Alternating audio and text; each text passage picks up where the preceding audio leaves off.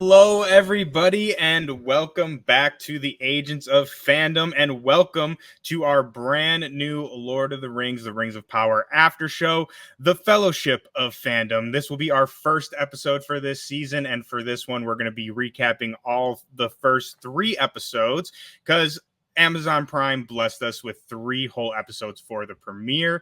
But for this new show, I am joined by my wonderful co-host. You may remember him if you watched our Council of Fire, House of the Dragon after show.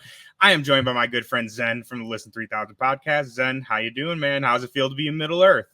Hey man, it feels good, man. I'm new to this, the Lord of the Rings lore and all this stuff, so I'm excited to jump into season 2 and talk to you about everything that's going on because it's been a ride, man. It's definitely been a ride.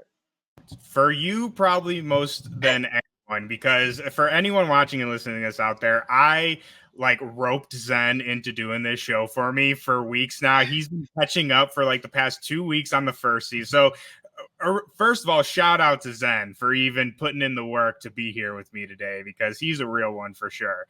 But also shout out to Zen for that amazing new intro that we have. People that are fans of the channel will notice we have a new intro, and that was cooked up by our good friend here, which it's so good, dude. You've absolutely slapped with that. But we got to talk. We're here for Middle Earth, man. We're here for Lord of the Rings. And so we already kind of touched on this briefly. You are coming into this completely fresh. And so you just finished season 1. We're coming in on season 2. So I want to ask you, before we get started on kind of overviewing the first 3 episodes, what were your thoughts on again, coming into this fresh, not just your thoughts on season 1, but just the whole Lord of the Rings of it all, right? Like, how's your journey been getting into this? Are you enjoying it so far? Yeah, man. It's been interesting, man. I've always been aware of the Lord of the Rings, property and stuff like that, and I've seen things here and there. But actually sitting down and watching it and trying to get into what's going on has been a very interesting process.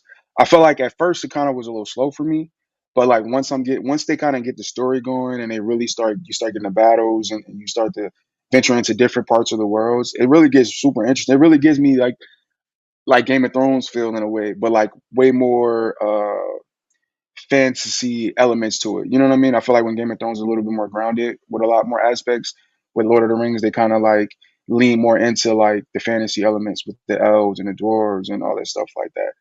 So it's been dope watching. The first season was dope. It had a lot of twists and turns, and I feel like it was a lot more for me just getting acclimated with the world that they were building.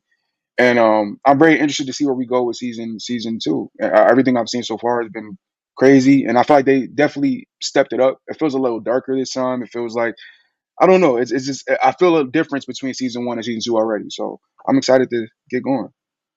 Yeah, for sure. I think that there's a very stark difference between season 1 and season 2, and I think you summed it up perfectly. And to me, season 1 is very much, this is where we are. These are these people. Like, it's very introductory. We have to learn where we are.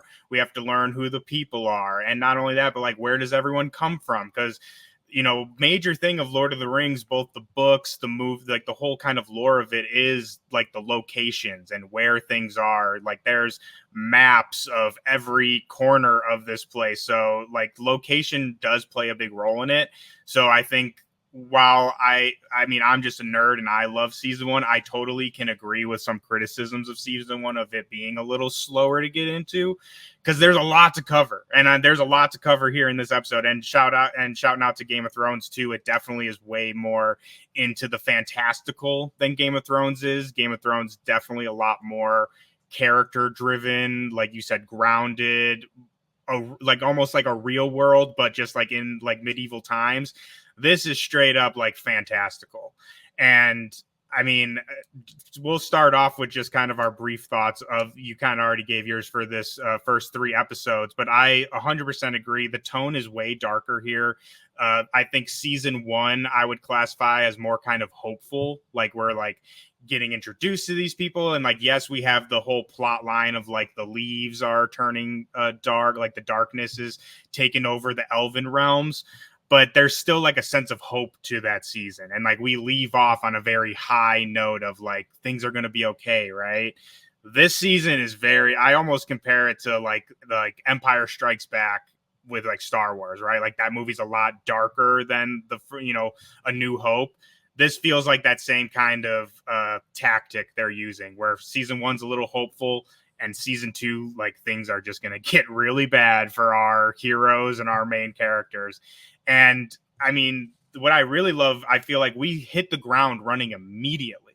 Like we waste no time. Like you probably felt this more than anyone because you just finished season one, but we literally pick up like right where season one left us off. Yeah, man, like it was a crazy start, man, and yeah, like just piggybacking off what you're saying about the darker aspects of it. I feel like they like our main characters like Galadriel. I feel like they're kind of like some of that hopefulness is kind of left them, and they're really trying to figure out, all right, how do we beat this guy? Like, how do like this guy came back and we thought he was gone, and nobody believed her when she said he was back, and now they really got some evidence that he's back. So it's just like I just feel like this whole season is probably just going to be like a lot of people realizing like, yo, this things are a little bit more dire than we thought, you know? 100%, and especially for Galadriel, like we'll get into Galadriel a little bit more in a little bit, but like the entire first season, literally, she's like trying to tell everybody, "Yo, he's still out there. This is still going on." They're like, "Nah, yeah, like you're crazy. Like you need to chill out, right?" And then it's like she was right all along. Like she told all of you guys, and now everyone's freaking scrambling. But to start, like we have a lot to go over. This is 3 whole episodes of content, so unlike our Council of Fire where we kind of went point by episode, this is going to be an overview of again all 3 of this episodes. But I want to start with Sauron, the like basically the main player in all of this. Again, season 1 is very mixed of we're dealing with this person, this person, this person. I think Sauron is like the main character of this season for sure. So coming in fresh on it, I obviously have a lot of thoughts on this, but coming in fresh and coming off the season 1, now that Sauron is fully like he was obviously in season 1 but as Hellbrand. So now that we know he's Sauron, what are you thinking about him this season in these first 3 episodes? Charlie Vickers is finally again fully out as Sauron. I think he's a very interesting character, man. Again, like me not having seen the movies, my I guess my thoughts on him was a little bit. I didn't just jump in. Even when they said the name and we got a little bit backstory in season 1 on just what he did and stuff like that. I feel like they. I don't know if that was intentional, but it felt like they were kind of in a sense trying to humanize him a bit with him and the Halbrand role that he was playing. But then you get to see that darker side, like uh, when it gave you like some like what happened earlier on in episode 1 when it was him and the older guy when he was trying to with the boat and stuff like that, and Mm-hmm. they drowned in the water, and you thought he was gonna save him. I thought he was gonna save him, and he just like, yeah, no, Yep. I'm getting what I I want, and we're getting out I of thought here. he was Like gonna save him too, low key. Like Sauron is definitely like the personification of evil, but which we'll get into in a minute. But he's definitely a lot more complex than people think. for sure, that's what I'm getting from this season, um, as well. Like it's just the complexity of the character, which I think makes a good villain. Uh, is the complexity of him and seeing like trying to see his side and why he's doing what he's doing, which is still crazy at the end of the day. But like, it just makes him a little bit more interesting than just some guy that's just like twirling a mustache and you know what I mean. Like I'm just evil for evil's sake. You know what I mean? Which he still kind of is. But like, I feel like there's a little bit more to him than I guess people might have thought. You know? Yeah, there 100% is, and I think, like you said, the Charlie Vickers, that's who plays Sauron, Anatar later on, but he is so good. I think he's really great, and again, I think this is for like the movies. Like if you haven't read the books, like yeah, Sauron is just pure evil, which he is. Like in the book, like he is like basically the personification of evil.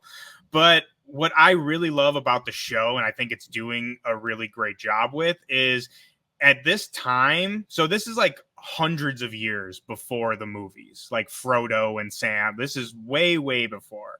And in the books, it describes like at Sauron at this point, like, yes, he's evil, but like he genuinely wants to save Middle Earth. Like he believes that he is the one person who can bring Middle Earth together and save it. And I'll make this as brief as I possibly can because there's a lot of heavy lore to deal with here. But basically, so in this universe, there are gods, and they're called the Valar. And one of those Valar, his name was Morgoth, who we learn about in season one. He was like the bad guy before Sauron. Sauron was his lieutenant.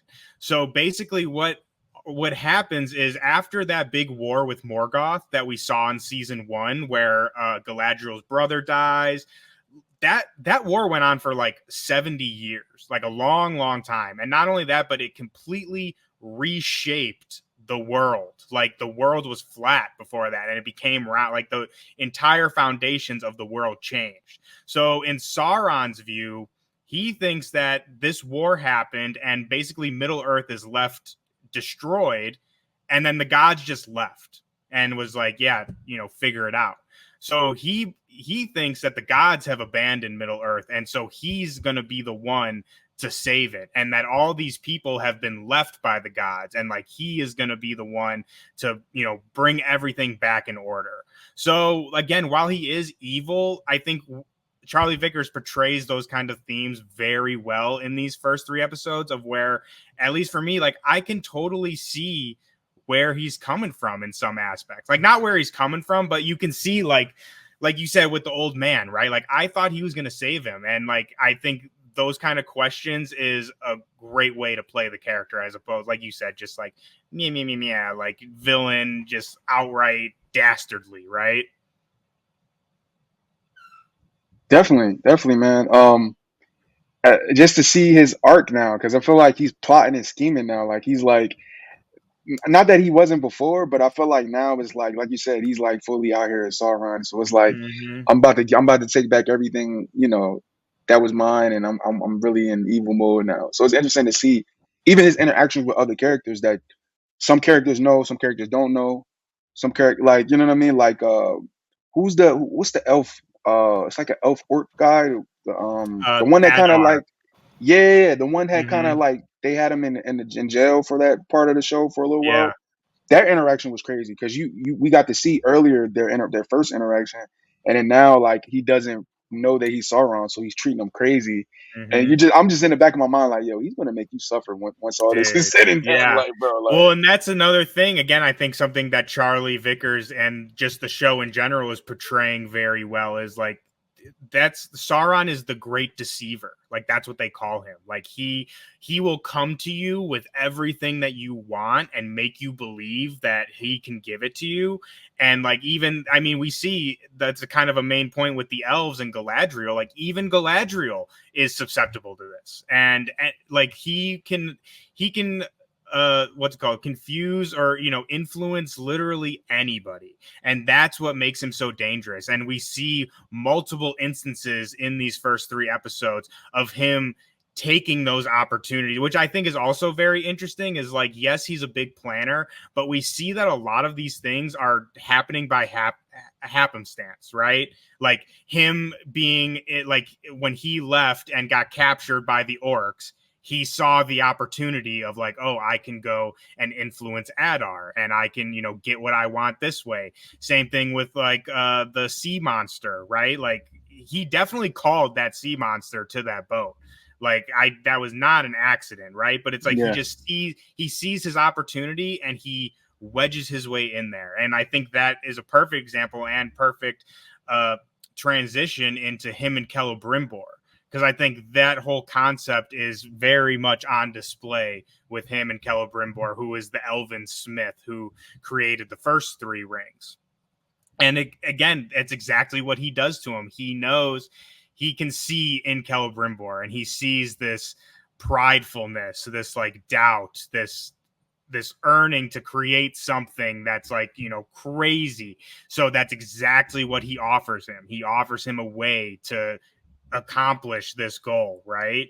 So what did you, again, coming in on this fresh, not having the lore and stuff, what did you think of Sauron coming into his new form of Anatar when he meets Celebrimbor, and him again working his way into Celebrimbor?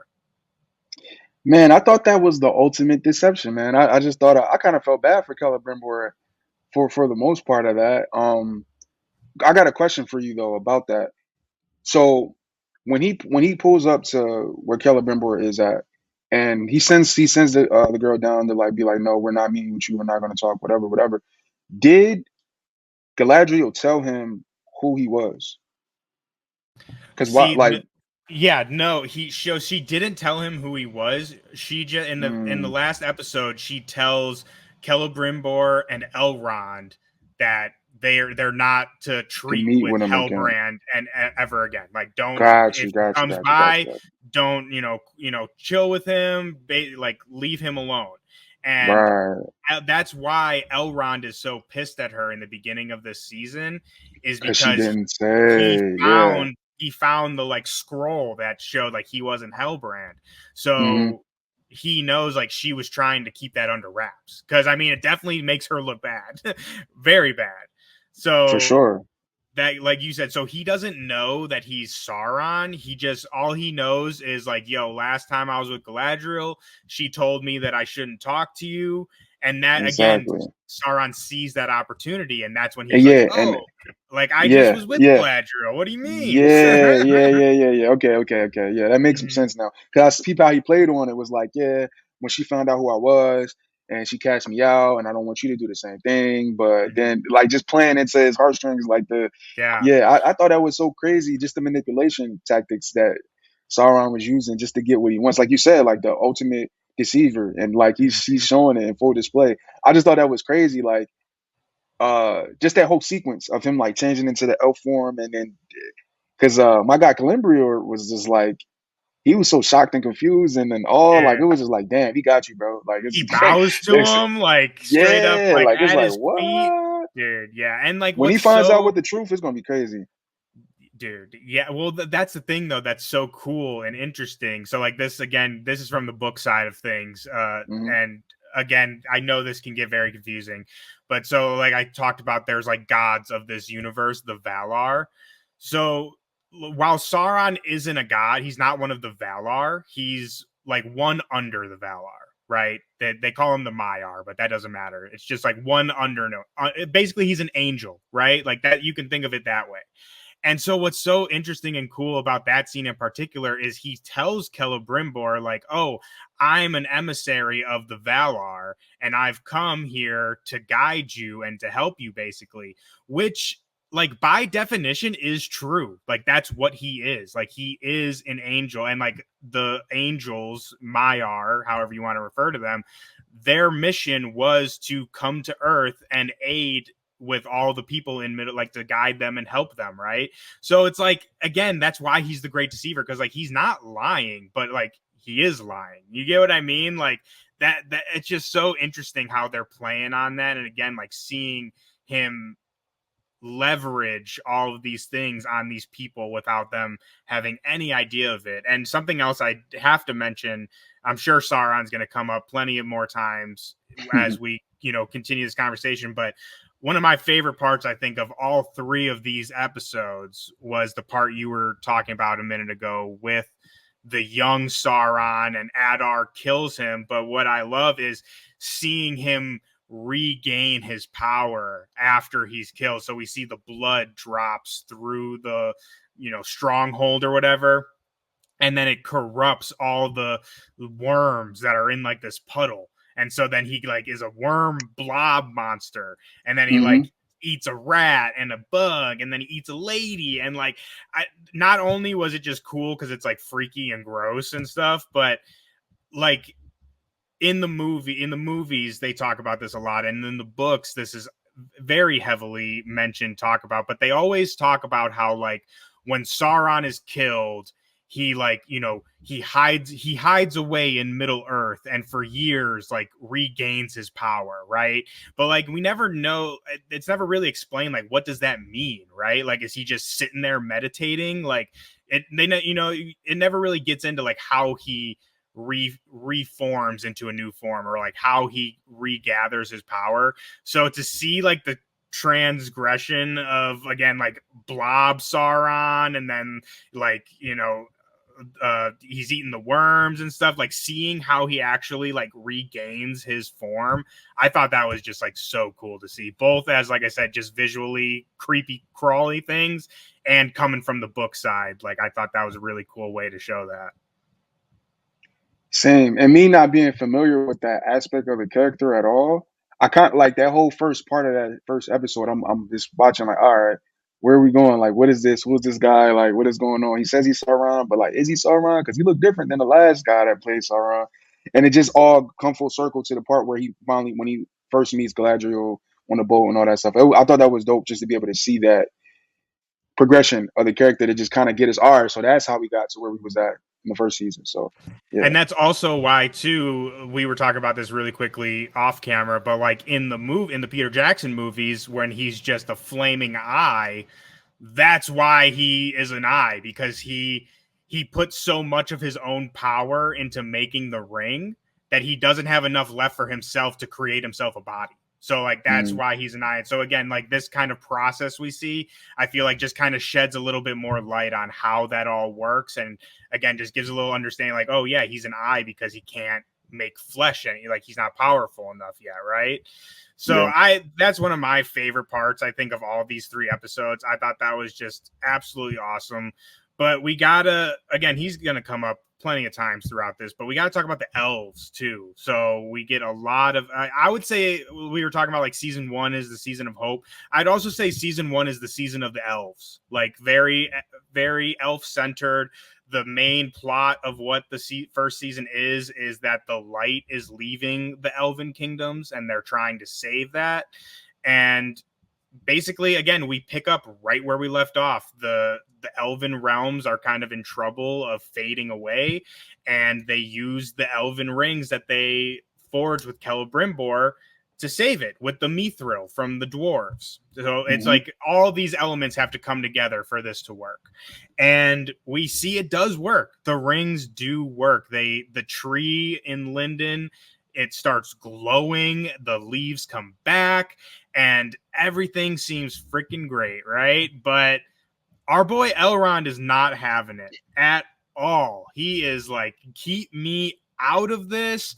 I am done with this, which is very interesting because for all the people who are big fans of the movies or the books, they'll know that. And this is a spoiler out there, which is not a spoiler because it's in the movies. At least that's how What do you think, Zen? Do you think that's a spoiler if it's in the movies?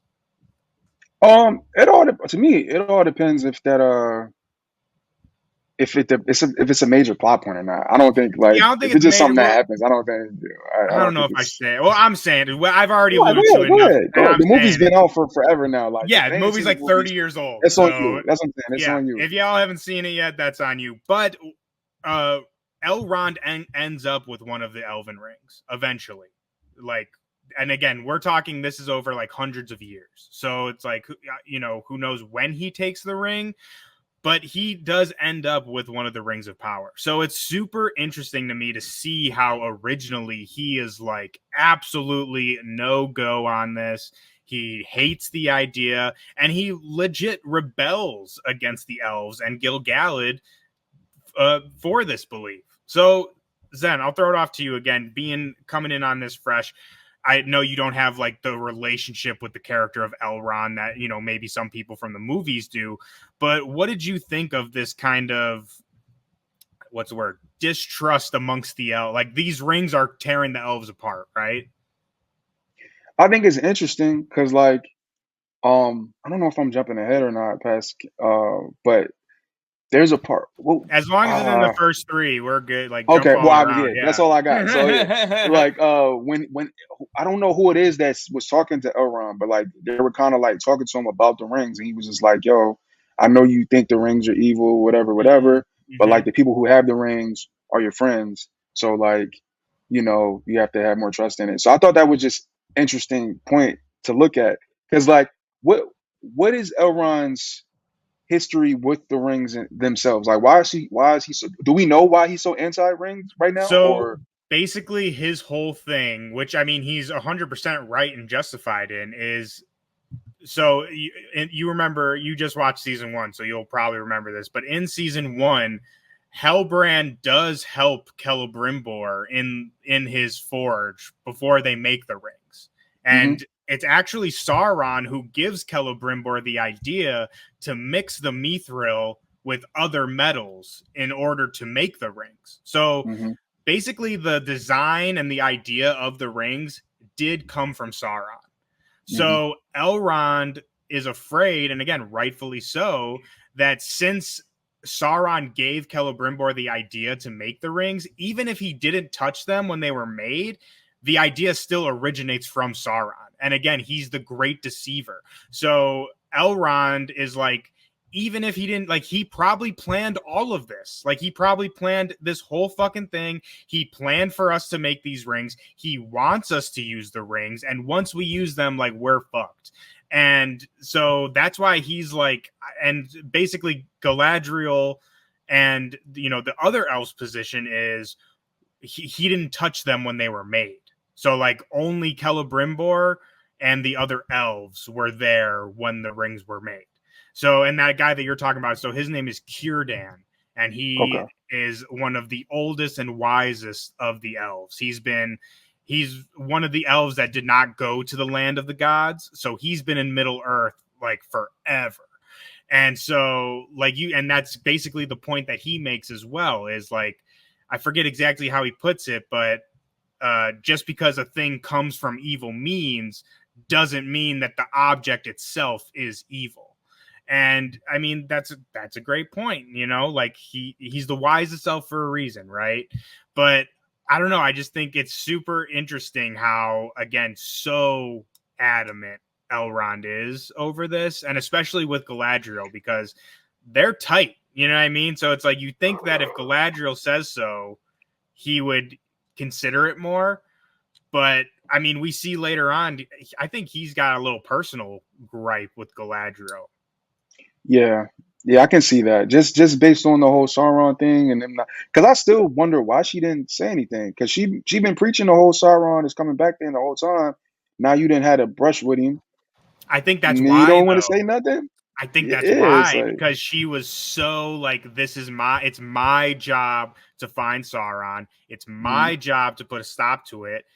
And then she was deceived by him. Like, she, and not only Oh, so it's more deceived like an by him, embarrassment type of thing, right? yeah, she's embarrassed, Okay, and two, she set him up pretty fucking good. Like, she true. brought him to Numenor, which he was able to have the ears of the people of Numenor.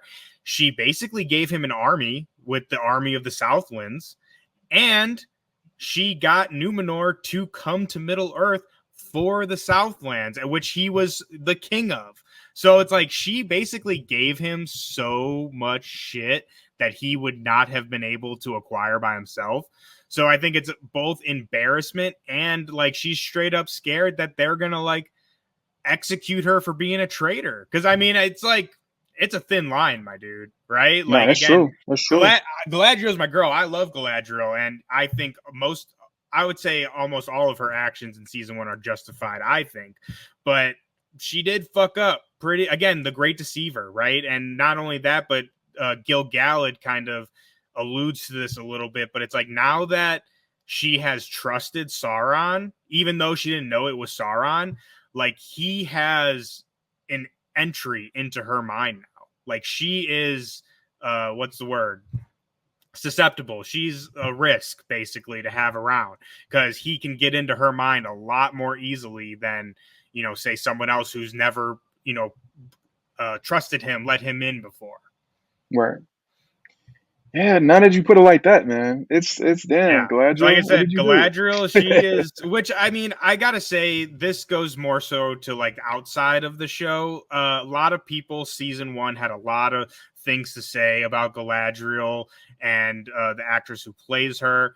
And I want to say, one, she's phenomenal as an actress. I think she's one of the best performances in this show, among plenty of great performances. But I'm also going to push back too on like Galadriel, and people are like, oh, this isn't how Galadriel is. Like, so Zen, you haven't seen the movie, so you don't know what I'm talking about here. But like in the movies, she's very like calm, regal, like she's very wise, right? Like that's like her whole thing. But how do you think someone gets like that? Right? Like you have to learn some shit to be wise, right? And not Exactly. only that, but in season 1, again, that war that is alluded to, if you haven't read the books or anything, you don't really know the context of all that, but again, that war went on for like 70 plus years, and thousands of elves died in that war. Like so many elves died. And like I said, literally the entire world was broken in two. Like imagine how many people died during that, right?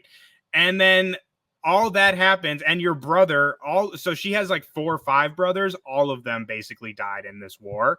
And so you have all that going on, and then on top of that, you have everyone telling you like, nah, you're tweaking, like that shit's over with, right?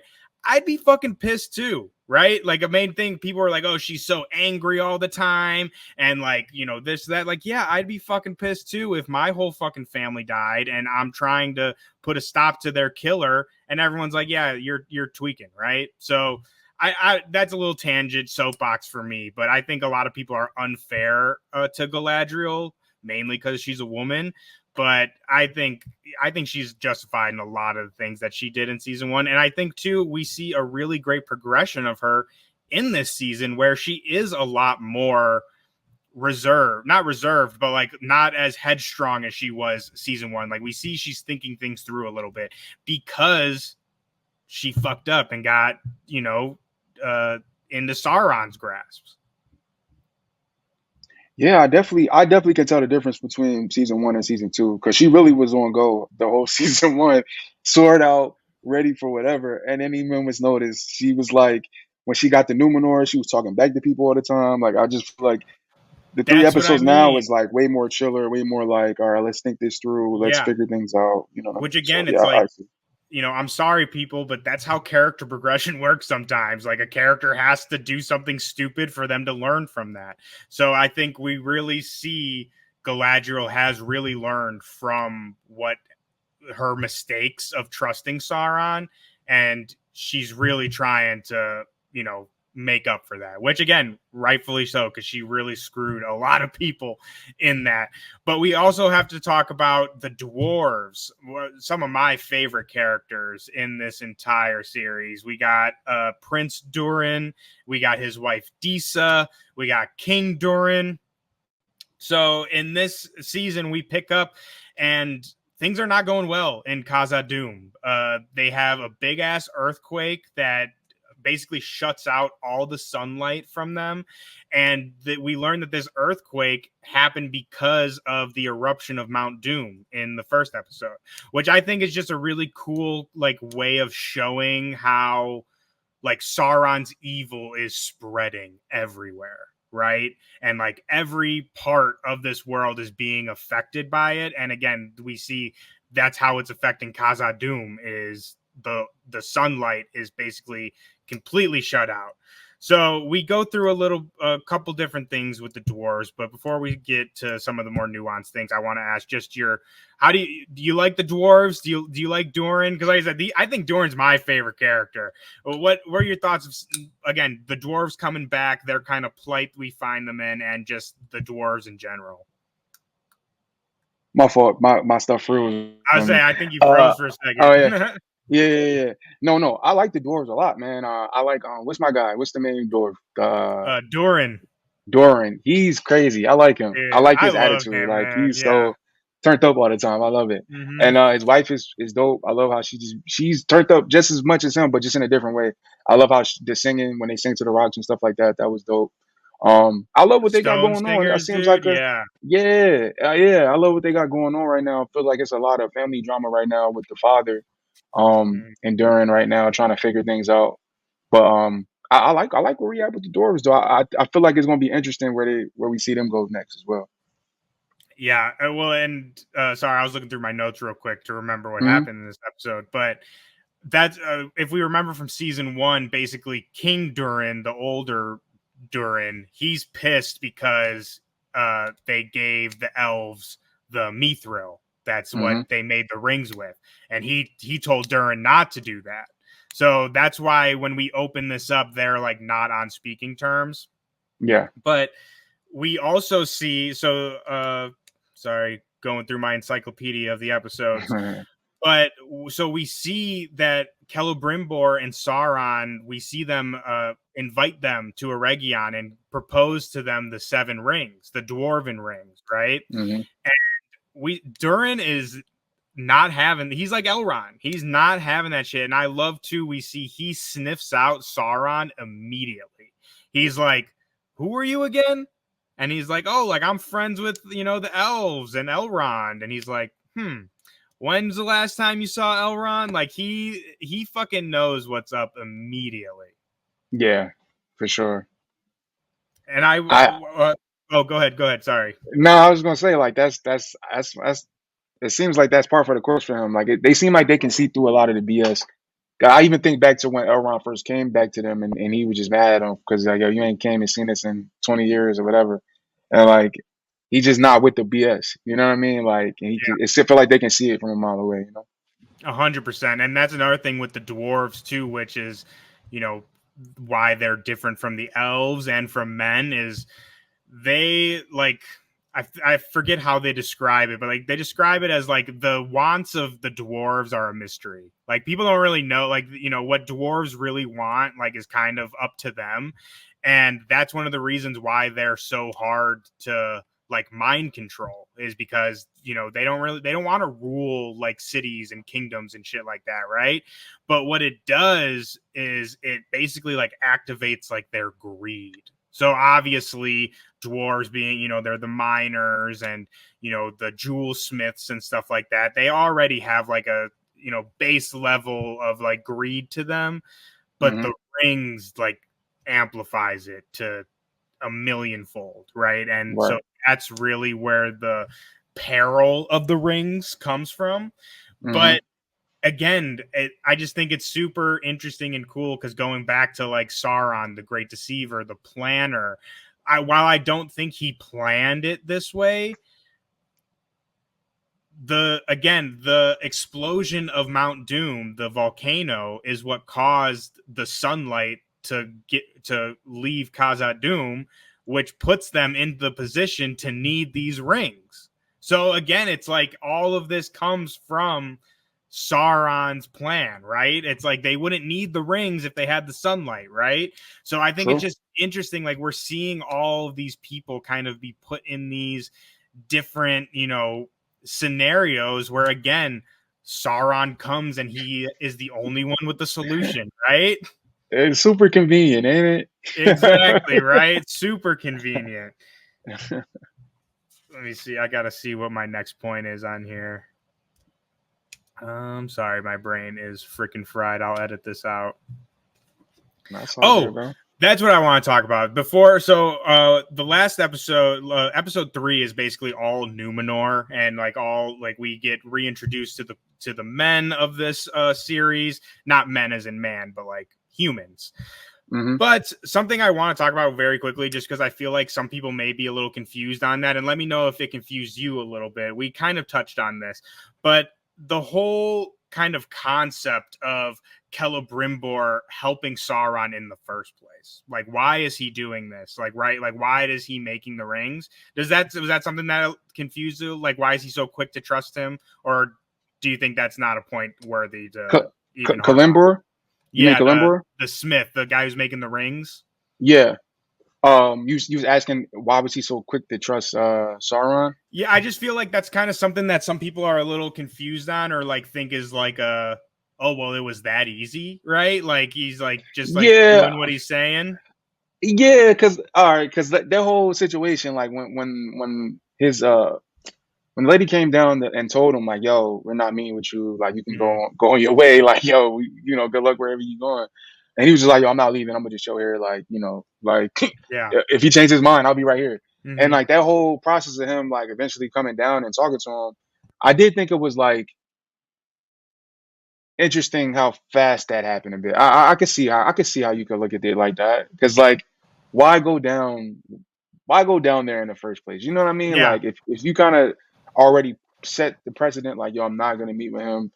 Galadriel already told you don't mess with him. You know what I mean? Like Mhm. I would have expected him to kind of stand on that more, but you know, it pushes us where we got to. You know what I mean? Yeah, well, the one point I just wanted to make about that very quickly before we move on to Numenor is I feel like something that adds a lot of context to that is so the elves that live in Eregion, that's where Celebrimbor lives.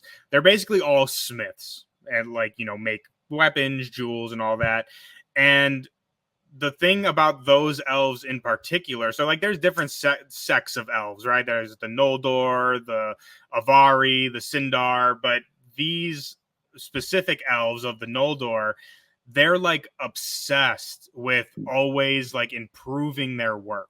Like they're obsessed with their work and crafting and creating beautiful things.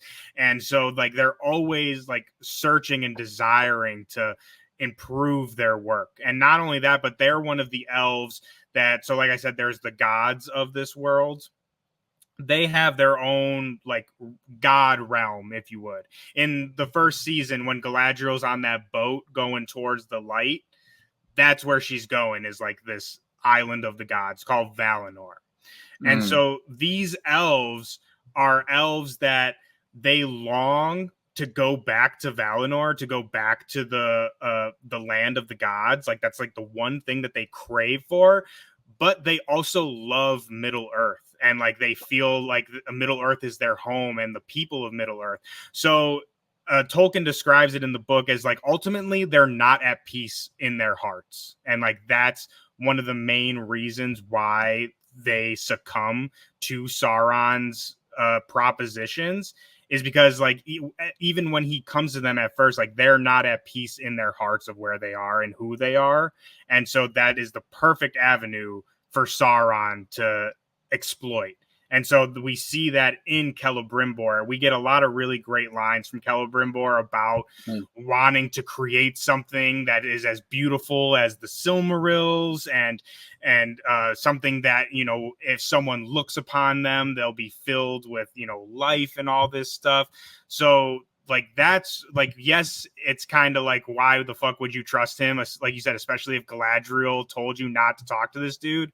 But it's like his pride is just so heavy, right? It's like he mm-hmm. wants to, he wants this to be, he even says it, this is his moment, right? Like he's like, this is my moment. I've worked for this. Like Gilgal is not going to take that away from me. And it's like Sauron didn't do that. That's all Yeah, him, right? true. So that's just, I wanted to make a quick point on that because I feel like that's like, again, like why, how can you be so stupid? That's the thing, is I don't want people to think Celebrimbor is stupid, right? He's definitely Yeah. not stupid, but again, Sauron comes with everything you could ever want, and he gives you a way to get it, but just not how you think you're going to get it. But we got to move on. So our last topic for today, and this is going to be the last of the 3 episodes, is Numenor. So we get back to the island of Numenor. That is going to be the island of men. And just like everywhere else in Middle Earth, things are not going good over there either. So Tar Palantir, that is going to be who was the king. He is now dead. Queen Miriel is now going to take his place as the new queen. But the people of Numenor do not like that idea at all. So Zen, what did you think? Again, coming fresh off of season 1, we see Numenor as this, the height of civilization for mankind. Like they build things that no other men can build, and now there's just this distrust, this kind of rebellion brewing through the city. So what were your thoughts of coming back to Numenor and seeing it now as opposed to where we saw it in season 1? I thought it was interesting, man.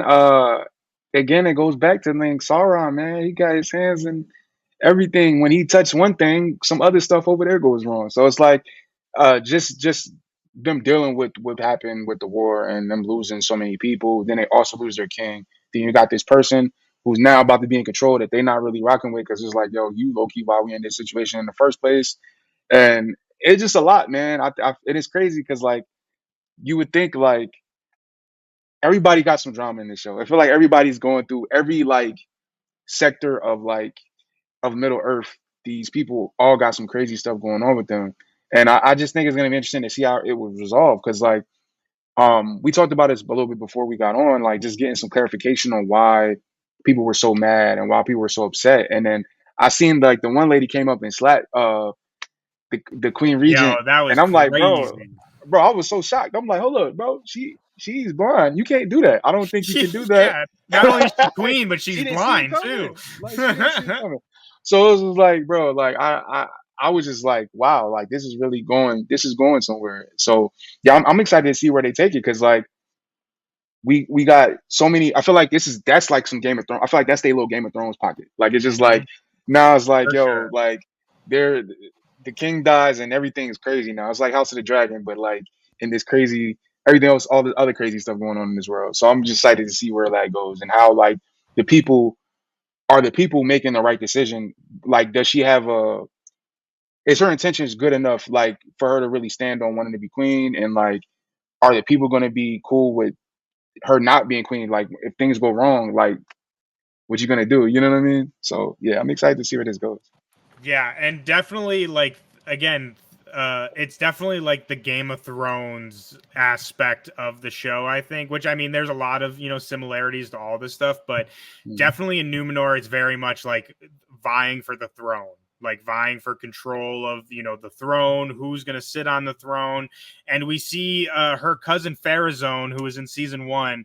He wants that throne. He has wanted that throne since day one, and so a big thing about this, which they touch on a little bit in season 1, but just to give a little bit more context, is basically most of the people of Numenor are jealous of the elves. Is like really what it boils down to. So the whole reason that they have this island is because they went and helped and like fought with the elves.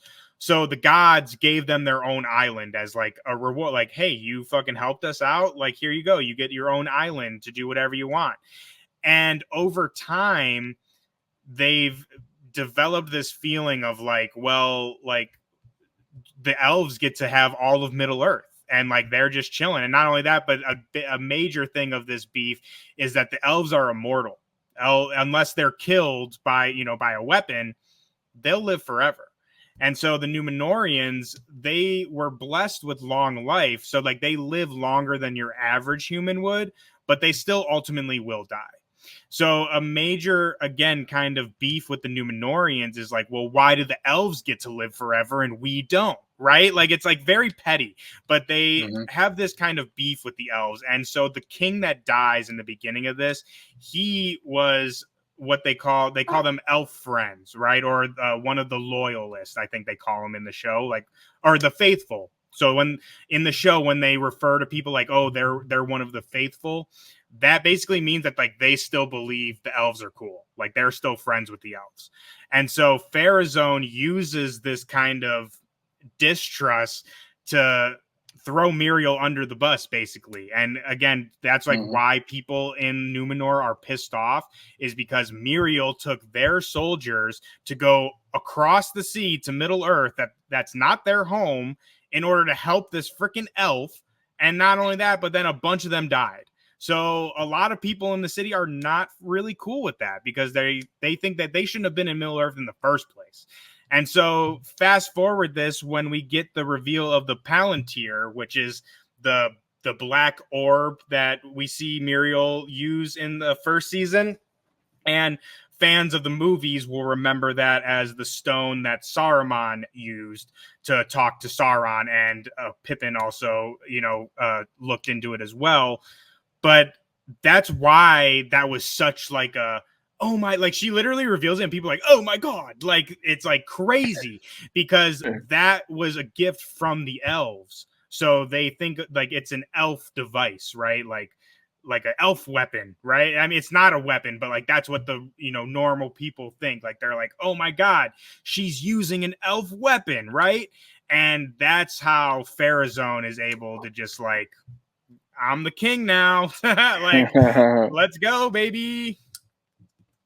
Crazy man. Yeah, so like I said, there's definitely a lot of things going on in Numenor. Many of it comes down to, I mean, basically, really the same thing of the elves in Eregion, pride. It's like their Yeah, pride is overtaking them, and it's ultimately their downfall. And I don't want to speak too. I mean, if anyone has Googled Numenor, like you know what's going to happen to them, but I just for the sake of things, I don't want to get too far into that. But we see very, very strong signs of why what happens to them does happen to them. And we're basically mm, kind of seeing that descent play out before our eyes. And the last thing I want to mention really quickly, which I'm sure you knew nothing about, but at the very end, we get an eagle. An eagle shows up to Miriel's coronation when like I said, Pharazôn kind of takes the throne through all this confusion and this rebellion. And the reason I want to mention this is because this is kind of important. So, again, fans of the movies will remember the Eagles in the movies. They come to the aid of Gandalf as well as Frodo and Sam at the very, very end. And there's like a funny meme out there like, oh, well, why didn't the Eagles just take, Frodo and Sam to Mordor in the first place, right? But so the eagle is basically the herald of like we talked about these gods, right? The main god, his name is Manwë, and it doesn't matter what his name is, but he's like the god of the eagles. Like the eagles are his. Like he commands the eagles. They're his freaking boys. So basically, if you see an eagle or an eagle comes to help you, that's basically the gods like giving you a blessing or like coming to your aid, like interfering in things, right? So that's why when the eagle shows up, like the crowd goes like crazy. They're like, "Oh my god, an eagle!" Right? Like, because to them that's a message from the gods, and like that's basically like the gods saying like, "Yeah, Pharazôn should be king," which I think you can read into different levels of that. But so Zen, were you just like, "What the hell's up with this eagle?" Did you? yeah. No, I didn't really get that. I felt like that was one of the things that like people who are like into the lore, like I peep certain things like that in the show, like how they linger Mm-hmm. on certain stuff. Is like I feel like, oh, that might be a call out for people who watch it. I got now. I feel There's a like lot of that in there. now I'm like, okay, I know how certain people when they're not into Marvel stuff, how they feel when they watch certain stuff. Because like I'll be so geeked at little things, and then they probably looking at it Mm-hmm. like, oh, what is that? Who cares about the blind guy catching a brick? But like, no, like Yep. that was Daredevil. Like, you know what I mean? So it's like, yeah, There's a I lot feel of like I'm on that the kind other of stuff side. in here for Yeah, sure. yeah, yeah, yeah. Yeah, like I said, there's that's and honestly, I think that's one of the strengths of the show. And please, this is why I think this is going to be such a great show with our differing perspectives. So if Hmm. you feel the opposite, like please let's discuss it.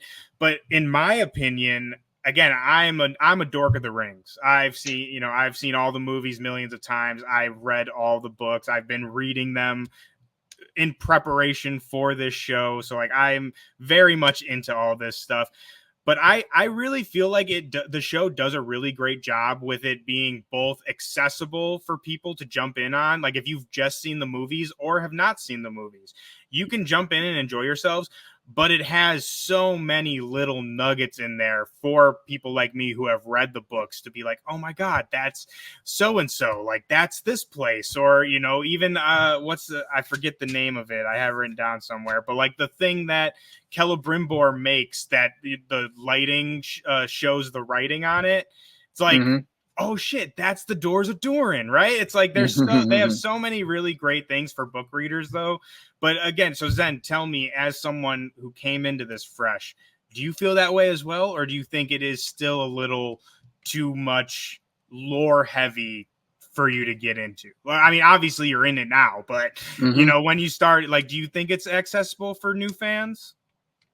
I do. I do think it's some maybe some areas where like where they allude to like past things or like not necessarily past things, but like history between certain groups of people that I feel like if you were a book reader or something like that, you might have more knowledge of why the dwarves and the elves have beef, or why Mm-hmm. so and so doesn't like this person, or some stuff that happened past wise, but they might reference something like that.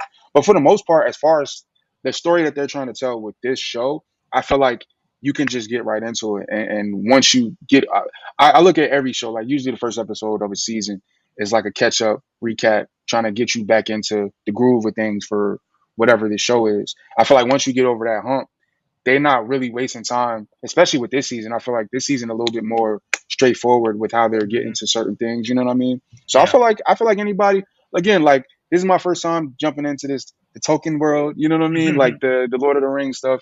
I feel like I definitely encourage more people like to jump into it if you feel like that might be something you like, because like again the production value of the show is amazing. Mm. That's not slowed down with this season. Like you can see how much money they said is. What is this, the most expensive show ever at this point? The first season was, I think, like Hmm. undoubtedly the most expensive show ever made. So I wouldn't be surprised if season two is the same. Yeah, like you can tell though, like it's a beautifully made show. Like from Mhm. the production to the costumes to the way they look, the special effects, everything is amazing. So I feel like if you got some time and you really want to, tap into something new, like I would definitely suggest you jump into this. It's been cool so far. And I will say too, and this is no diss at all. I mean, we had a whole freaking show of it over 8 weeks, so Yeah. everyone knows I love it. But if you felt a little disappointed by House of the Dragon, I think this could be the show to put a good taste back in your mouth. And again, disagree with me, please, Zen. But I feel like if you were kind of craving like some action and stuff like that from House of the Dragon, and you felt like you didn't get that, I think you'll be a little bit more satisfied with this show, as at least as far so far with the first 3 episodes. Would you agree?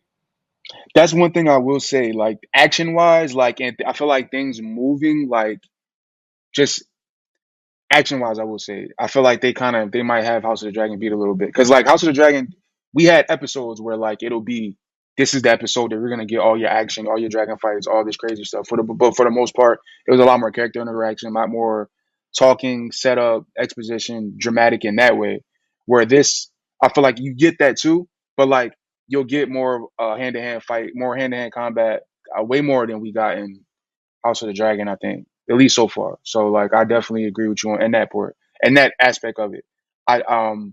I guess it's apples and oranges though. Like as far as like if you into the fantastical, you into the fantasy elements, then this definitely be for you. If you're into more grounded things, I think House of the Dragon might appeal to more people who are to more grounded stuff. But I do think I feel before watching the show, I've seen a lot of people comparing the two, and I do think there's a lot of similarities for sure.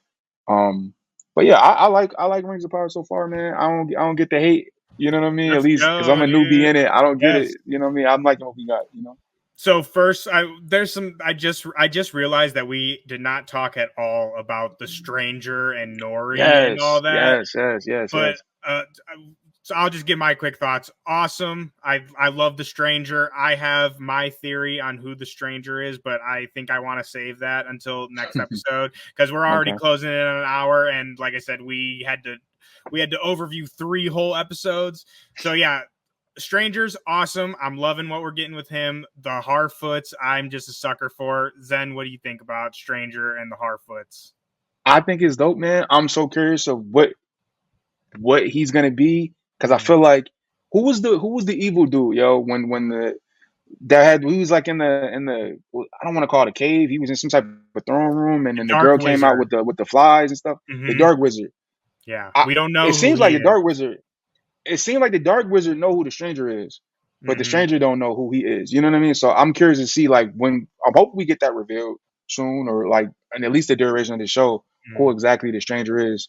But he's OP for sure. Like his power is crazy. Whenever he Yeah. tap into it, it's just like he can't even control it. So I think it's gonna be dope also to see him kind of harness that power as well. Mhm. Like I said, we'll for any if anyone has made it this long into the episode, we will for sure talk a lot more about the stranger and Nori and all that next episode because I have a lot to say about the stranger.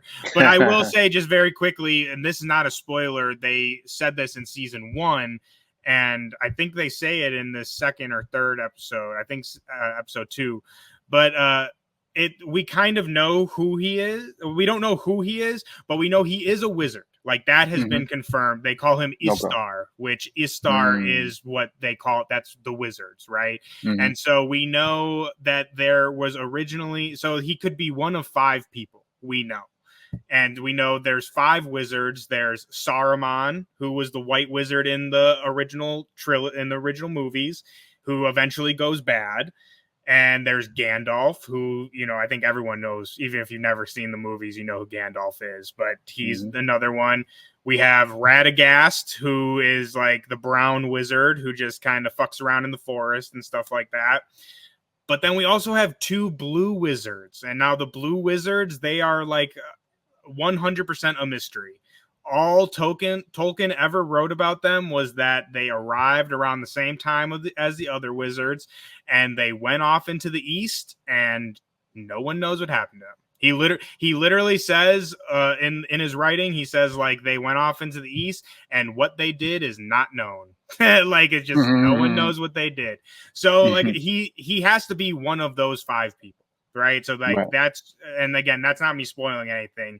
That's just what it is. But the introduction of this dark wizard, like you said, he has to know who he is. Like he Yeah. has to. So I think once they interact, we could be getting a lot more answers on who the stranger is, because again, we know he's a wizard. It's just which wizard is he, right? Or Right. it could go out of left field, he's someone completely new, which that would be crazy. But Yeah. then again, we got to. I could go. We already talked too long on the Wizards than I wanted to. But so we got 3 episodes. Sorry, I don't know where I'm at. 3 episode premiere. We're not even halfway through the season yet, but we talked overall thoughts. We talked about season 1 a little bit. Again, coming in on fresh. So how do you feel about season 2 so far? Coming off season 1, how do you feel like it's a good successor to the first season? And not only that, but I want to ask you too, because again, a lot of people had a lot of strong feelings and words for season 1, and you just finished it. Do you think they improve at all? Do you think they improved from season 1? And I know we're only 3 episodes in, so it's hard to judge as a whole, but just from what you've Hmm. seen, do you feel like it's improved a little bit? I do think so, man. I felt like the first season for me, obviously being new, so it might have been even more of an undertaking for me, not really being super familiar with the lore and the property prior to this. Um, those first few episodes for me was just those first few episodes, man. It was like climbing over a mountain a little bit on First certain couple things. You know what I episodes of mean? Game of Thrones, right? Like Yeah, it's yeah, no, crazy both exactly, of them. exactly, Yeah. right. But once you get into it, I felt like I kind of got the vision of where they were going. I think this season, the start of it was a lot quicker. Like they didn't really waste too much time with exposition. It was just more like y'all already know what happened last season. We about to just get right into it. So I do feel like this season, at least so far, has been a step up for sure. Like as the second season should be. You know what I mean? Like it should be a step up from the first season. 100% agree. I think they improved on a lot of different elements from the first season. Again, I am just biased in a lot of aspects because I love it, but I can totally say, like I said, first season there was some pacing issues for sure. If you're not a fan of this stuff, it could definitely feel like daunting learning. Who are these people? Again, similar to Game of Thrones. That first, Hmm. we've talked about this on Council of Fire. That first season of Game of Thrones can be freaking rough to get through Yeah, sometimes. yeah. So I think they've improved a lot of different aspects. Like I said, I kind of compared it to like the Empire Strikes Back of the Star Wars, just in the sense of like everything is darker. Like the enemy is known. Like there's just, I feel like a darkness hanging over everyone and everything this season. And I just can't wait to see more. I'm so excited. I think I loved these first 3 episodes. I think it's doing a really great job with, again, balancing the kind of book and lore stuff while also making it exciting. Because that was a big criticism, honestly, of the original movies, was that a lot of people who read the books felt like they made them too much of like action films, and they weren't, they didn't have enough of like the book kind of stuff. I think this show's doing a great job of adding more of that kind of stuff in. But that's like, we have to wrap it up for today. Like I said, this episode is going to be a little different than the ones moving forward. It's a hard task to recap 3 different episodes in an hour time frame. So there's probably a lot of stuff that we missed and we didn't go over. So please let us know in the comments, what were some of your favorite moments from these first 3 episodes? What did you think of these first 3 episodes? And moving forward, our episodes are going to be a lot more focused on each episode. And I won't spoil it for you, but we have a lot of great guests lined up to join us here on the Fellowship. So I can't wait to get this going with you, man. This is going to be such a fun season. Yeah, man. I'm excited, man. I'm glad I agreed to do this. Yeah, I say I'm I'm glad that hyped. I convinced you. It's been a long time. Like I said, I literally have been texting this dude like, "Hey man, where you at? What episode you on?" So again, shout out to Zen for catching up so he can be with us here today. And again, all of you guys watching and listening out there, thanks for joining us. We will be back every Thursday going over Friday, I think. We'll figure it out, but either Thursday or Friday Yeah. either Thursday or Friday, we will be back to talk all about the newest episode of Lord of the Rings, The Rings of Power. You can follow Agents of Fandom on all of our socials, Agents Fandom over on Twitter, Agents of Fandom on Instagram, and pretty much everywhere else. Also, be sure to go and subscribe to Listen 3000 podcast. They just released a new episode a couple days ago. With this guy. And With this guy. hey, yeah, actually, I was on it. I was say I don't even know where I'm at, dude. Yeah, I was on that episode. So definitely go check that out. Zen, where can the people find you? Hey man, you can find me at Army Zen on all social media platforms. That's Army Zenn. That's Instagram, Twitter, all of that stuff. And also, again, check out Listen 3000. And yeah, man, I'm here talking nerdy stuff. You know, I'm around. we're both going to be around a lot over the next 6 weeks. So Hmm. like I said, every Thursday, Friday after the episode, come tune into a new episode. We are going to be breaking them all down with some great guests. Once again, subscribe to Agents of Fandom on all your socials for news, reviews, anything you need in entertainment. We have you covered, and for that we will see you all guys next time.